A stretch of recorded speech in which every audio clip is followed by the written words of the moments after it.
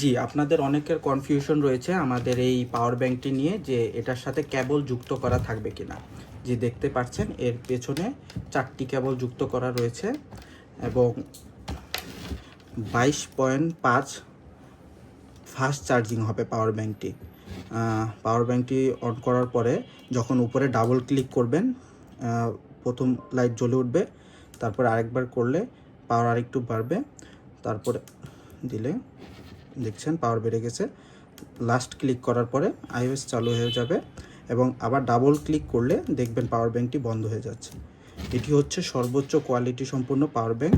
আপনি যখন একসাথে অনেকগুলো ডিভাইস অ্যাড করে চার্জ দেওয়ার চেষ্টা করবেন তখন এটি 66 ওয়াটে আপনাকে আউটপুট দিবে সর্বোচ্চ।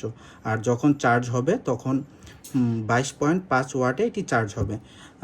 আপনি আমাদের থেকে এটি সরাসরি অর্ডার করতে আমাদের হোয়াটসঅ্যাপে মেসেজ দিতে পারেন অথবা আমাদের পেজে মেসেজ দিতে পারেন। ধন্যবাদ।